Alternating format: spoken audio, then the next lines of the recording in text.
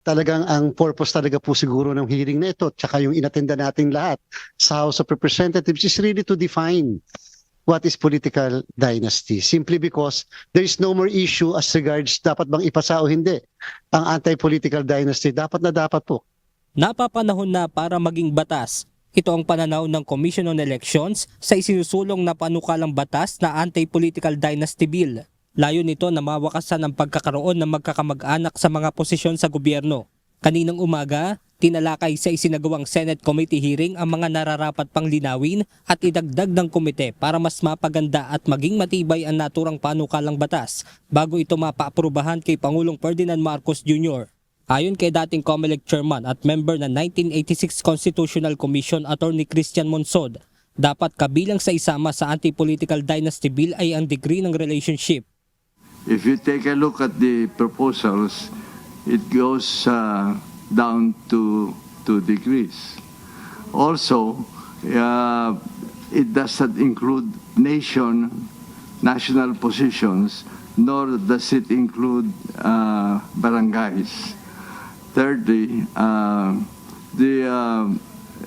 if you look at the proposals, there is a provision in one of the proposals that if this takes into effect, once this takes into effect, those who are already sitting in positions are allowed to finish the term. In other words, if somebody is sitting there on with the first term, and this takes effect, then that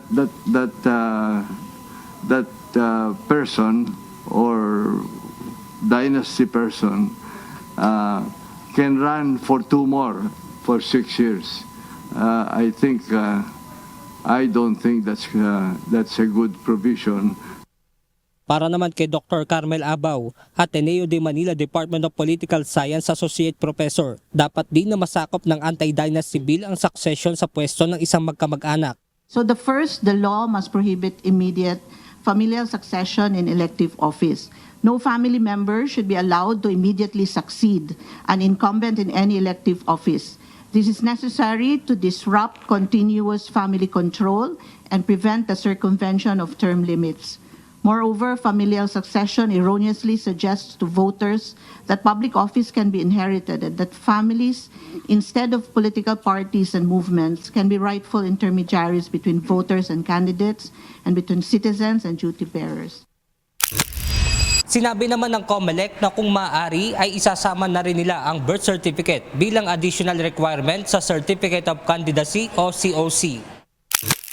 Para po, if we have knowledge, we have information, and in fact, for the information of everyone, for the filing of the candidacy beginning by barangay, we're going to require as an attachment the birth certificates of candidates. And we are willing to defend that additional requirement before the Supreme Court if somebody will question, so that we will find out kahit paano sinong nanay, tatay, especially yung birthday, because yan po lagi ang issue, especially the issue of citizenship.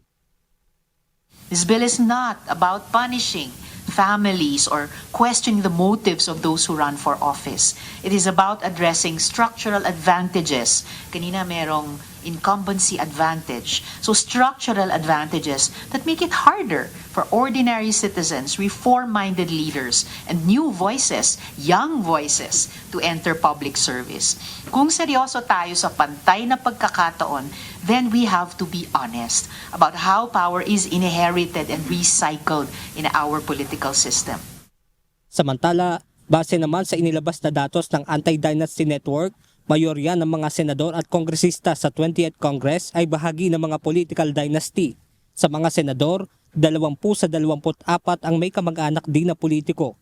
Habang 207 out of 254 na miyembro ng House of Representatives at kalahati ng 61 House Party List Representatives naman ang bahagi ng mga political dynasty. Benedict Samson, UNTV News and Rescue. Diyos ang aming sandigan, serbisyo publiko ang aming pinahalagahan.